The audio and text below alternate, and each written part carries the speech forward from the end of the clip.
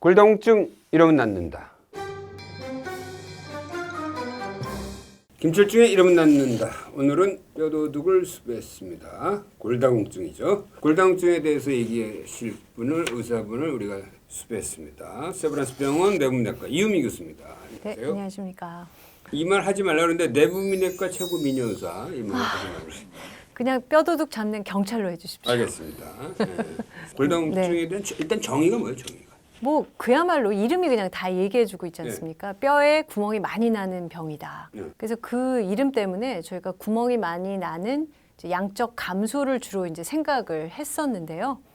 사실은 그 구멍이 나서 어떻게 될 거냐에 대한 그 결과물이 중요한 겁니다. 뭐 성수대교 그 무지막지한 사건, 그 다리의 구조물들이 약해지면은 어느 순간 와르르 무너지듯이 저희의 뼈도 그런 구조물들이 약해지고 구멍이 숭숭 나면 작은 충격에도 그냥 와르르 무너지는 그게 이제 골절이라고 하죠. 그러니까. 부러지면 그게 좀 심각한 문제를 일으키기 때문에 저희가 부러지기 쉬운 병이라고 좀 재정의를 하고 있습니다. 골다공증 그 자체는 문제가 안 되는 거네. 그 골다공증 때문에 생기는 골절이 문제가 되는 거예요. 맞습니다. 그래서 뭐 당뇨도 당이 높으면 아무 느낌이 없지 않습니까? 근데 저희가 당뇨병 왜 중요시 여겨요? 그게 결국은 합병증이니까. 심혈관계 합병증으로 해서 생사를 좌우하기 때문에 중요한 건데 골다공증도 그렇습니다. 그러면 이게 이제 나이 들어서 점점 심해지는 건데 그럼 누구나 다 있는 거예요? 네, 다 올 수밖에 없다. 나이가 들면. 근데 나빠지는 정도와 속도는 좀 다르다.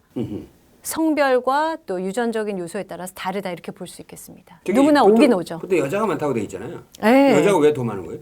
안타깝게도요.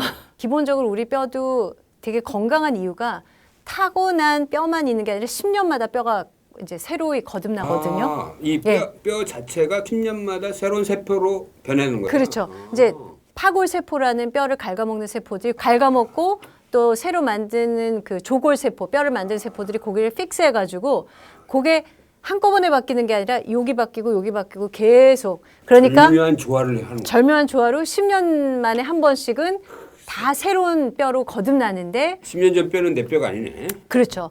그런데 그 중에 그 파골세포가 과하게 활동하면 안 되겠지 않습니까? 그렇죠. 예, 밸런스가 이제 퍼시티브하게 유지가 돼야 되니까. 근데 그 파골세포를 쫙 조절하는 가장 중요한 호르몬이 여성 호르몬이거든요. 여성 호르몬 너 잠깐 너 자중해. 예, 과하지 않게 자중해. 살살해. 네, 아주 현명하게.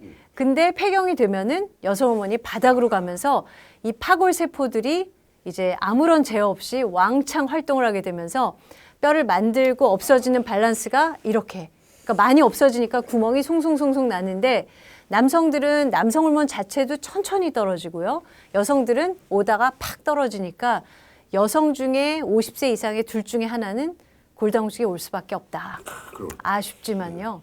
네. 하여튼 오케이 알겠어요. 근데 그 여성 호르몬이 왜 그 생리 기간에는 여성 호르몬을 내서 그 파골 세포를 자중시켰냐 이거지. 왜 자중시켰을까? 뭔가 이게 출산과 관련돼 있어요, 혹시? 네, 출산하고도 사실 관련이 돼 있는데 저희가 밥 먹으면은 포도당으로 저희 뇌 기능 돌아가고 뭐 에너지원이 되지 않습니까? 그렇죠. 그런데 실제 우리가 심장이 뛰고 근육이 이렇게 수축했다 이완했다 하는 이런 모든 전기적 자극은 칼슘에 의해서 이루어지거든요. 그러니까 자동차로 치면은 자동차에 우리가 가솔린은 포도당이고 근데 아무리 뭐 가득 채우고 나도 시동이 배터리가 없어서 안 걸리면 소용없죠. 그렇죠. 그 전기 역할하는 게 칼슘 이온이거든요. 근데 그 칼슘 이온은 절대로 떨어지면 안 되죠. 그렇지. 그러니까 그 칼슘을 어디다 갖다 놓냐? 뼈에 저희가 99% 저장하고 있습니다. 이야. 그래서 우리 뼈는 기능적으로 여기서 칼슘을 항상 레저부아, 우리의 어떤 그 창고 같은 역할을 해요. 모든 그렇죠. 신진대사 작동에 이제 배터리를 뼈에다 갖다 놨구나. 그렇죠. 그런데 또 아기를 저희가 수정란을 딱 갖고 있을 때 생각해 보세요. 정자와 난자의 그냥 씨앗 두 개가 만나서 뼈대가 있는 인간이 나옵니다. 그러네. 그 뼈대가 어떻게 만들어지냔 말이에요. 그 안에 신기해. 그러면은 우리 엄마가 먹는 칼슘과 그다음에 내 엄마 뼈에 있는 칼슘을 순식간에 가져다가 이거야. 성체를 만듭니다. 이거야. 네. 이거야. 분명 이거야. 이것 때문에 이 폐경 전에 뼈를 보호하기 위해서 열심히 이제 파골세포를 자중시켰구나. 네. 그런데 사실은 저는 이제 좀 많이 늙어도 환자가 많아질 것 같아요. 왜 그러냐? 저희가 보통 사이즈를 뭐 5566 이렇게 얘기하잖아요. 그게 우리나라의 아주 독특한 155cm가 55 사이즈인 건 알고 계셨어요? 몰라요. 처음. 네.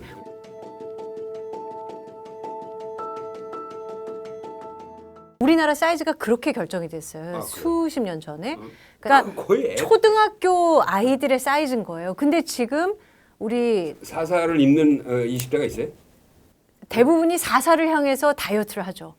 연예계는 33 이렇게 됩니다. 큰일 났다. 예, 그러니까 그만큼 안 먹어야 되고 뭐 운동만이 아니라 건강하게 빼지 않고 안 먹어서 빼짝 마르기 때문에 그 최대 골량이 원래 이렇게 가야 되는데 덜 먹고 안 먹고 해서 요까지만 가는 거죠. 그러면 나중에 폐경이 돼서 뚝 떨어질 때 나는 여기서 떨어지는 사람하고 여기서 떨어지는 사람하고 그래서 이거 큰일이네 이거. 기상사태선.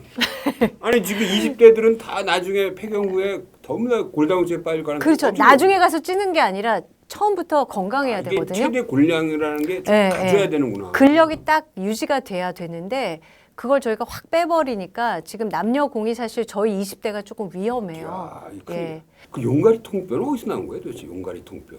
용가리 통뼈요? 아니, 하여튼 용가리 통뼈가 돼야 될 것 같아. 그래야 네. 이게 나중에 골다공증이 적게 오지 않을까 싶어요. 네, 그 사실은 통뼈를 저희가 통뼈를 유전적으로 가진 사람들이 있었거든요. 그렇죠. 남아프리카와 네덜란드에 있던 사람들을 저희가 제임스 연구하다 보니까 정말 어떤 특정 유전자에 문제가 생기면 통뼈가 돼요. 치료제로 개발하면 되잖아. 개발됐습니다. 아 진짜. 제가 그 얘기는 또 나중에 뒤에 치료 잘 하시면 네. 한번 치료 말씀드리겠습니다. 얘기. 두개골, 해골 두 개와 그분의 한 개가 있는데 그분 한 개가 더 무거워요. 그래서 그분들을 막 파헤쳐서 보니까 뼈에 유전자가 발견이 됐어요. 자, 그다음에 네. 우리 골다공증 오해와 진실. 또 골다공증 뼈에 좋다고 해서 무지하게 또 칼슘 먹잖아요. 실제로 네. 이게 그냥 멸치를 그냥 끼고 살면은 뼈에 좋나요? 어때요?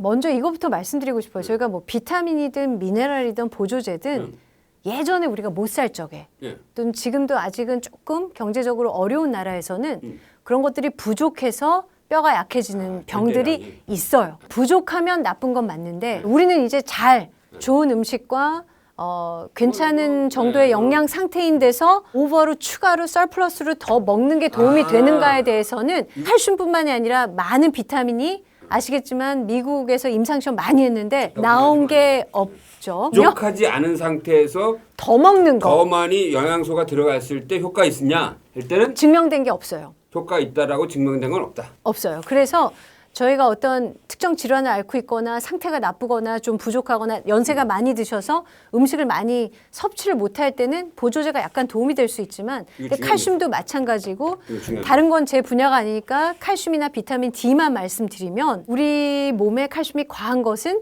그 칼슘이 과한 부분은 다 신장으로 또 내보내줘야 되거든요.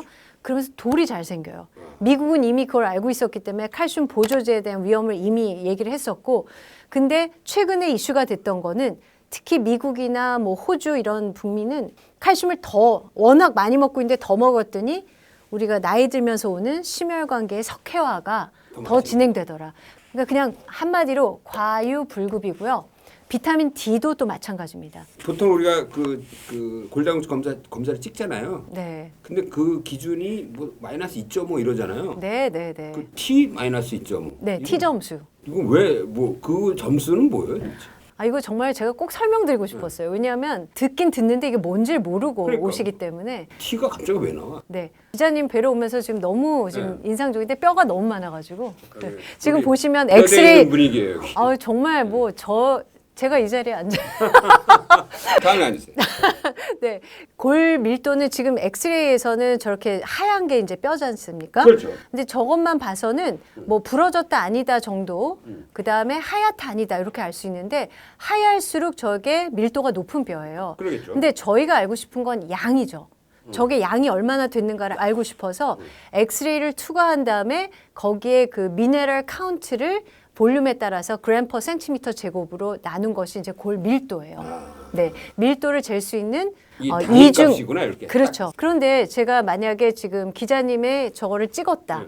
그래서 뭐 0.766g/cm 제곱이 나왔어요. 오케이. 그럼 그게 뭐 어떻다는 그러니까, 말인가? 근데 이제 당뇨나 혈압 같은 경우는 몇이다 그러면은 뭐 높다 낮다가 나오는데 골밀도는 우리가 몰라요. 그래서 어떻게 했냐면은 건강하다고 생각되는 20대 젊은이들 몇백 명을 데리고 와서 골밀도를 찍어요. 그러면 이렇게 정규 분포가 나오겠죠. 자꾸 수학이 나오는데 평균 값에서 이 표준 편차 몇 마이너스냐가 어디에 가 있더라? 예. 근데 이 젊은 사람들의 평균 값에서 마이너스 2.5면 저 밑입니다. 그러면 이 마이너스 2.5보다 낮으면 거기서는 그냥 툭 해도 잘 부러진다를 마이너스 1.0에서 마이너스 2.49999까지는 골 감소증, 그러니까 골다공증 전 단계 정도. 여기 젊은이들 평균 값에서 마이너스 1.0까지는 비교적 괜찮다. 정상으로 보고요. 그러니까 굉장히 어려운 개념이에요. 쉽게 얘기해서 네. 마이너스 2.5는 이제 비교값이고 맞죠. 반에서 100명 있으면 약 네. 몇 등 정도예요? 100등이면 95등 이하. 95등이에요. 위험한 단계네. 유급할 수 있는, 네, 낙제할 수 있는. 어떻게 심하면은 뭐 기침하다가도 골절 온다고 그러던데. 그렇죠. 왜냐하면 이제 저 참 뒷배경이 언제 사용이 잘 아주 유용한데요. 그러니까 예를 들어서 지금 팔이나 다리뼈 같은 데는 두꺼운데 지금 여기 지금 흉곽, 네. 여기 지금 이렇게 요거. 네네 거기 저희 폐가 들어있죠 심장하고 저 갈비뼈는 굉장히 얇습니다. 맞죠. 이렇게 검하네. 네, 그렇죠? 저기는 굉장히 쉽게 부러져요. 그러니까 저희가 뼈가 저기가 구멍이 송송 나 있는데 기침할 때 저희가 이렇게 하죠. 여기가 부러지는구나. 네, 부러지죠. 여기가. 네, 그래서 골다공증 심한 분은 제가 기침할 때 이렇게 잡고 이렇게 하시라고 합니다. 네, 잡고 하라고 합니다. 이렇게 잡고, 네. 그냥 갈비뼈를 잡고. 치 이러면 안 되고, 네. 그 일본에 이제 100세 이제 살다가 돌아가신 그 일본 유명한 의사가 있었는데 자기가 이제 나이 들면서 맨날 하는 매일 연습한 게 네. 이 넘어지는 연습, 잘 넘어지는 연습. 그렇죠. 네, 네, 했다는 네. 거예요. 그래서 네, 자기가 이렇게 손 짚지 않고 넘어지고 막 웅크리서 넘어지고 그렇죠. 그렇게 네, 했다는 네. 거예요. 네, 그래서 네. 그만큼 이게 골절이라는 게 노년기의 골절은 굉장히 위험한 거 아닌가요? 네.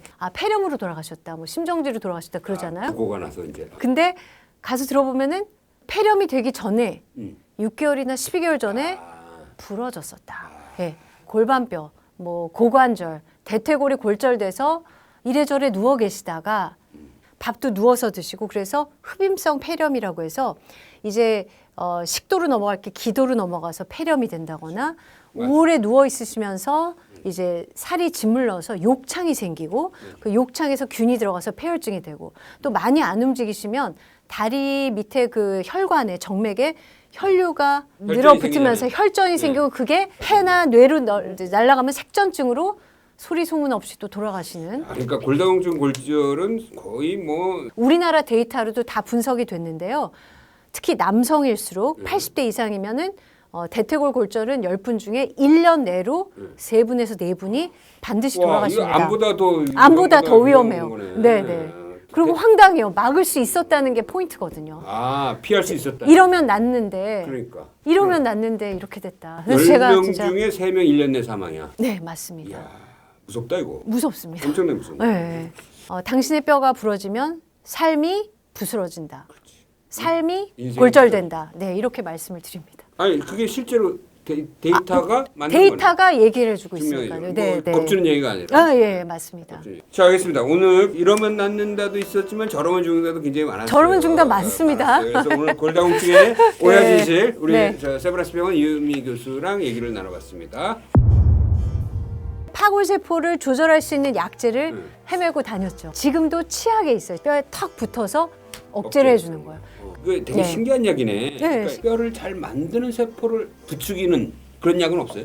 어떤 나라에 아주 희귀한 사람들이 있어요. 근데 이분들은 뼈가 안 부러져요. 건강하기만 한 거예요, 뼈가. 신기하다. 무겁기만 해요. 신기해. 그래서 그분들을 막 파헤쳐서 보니까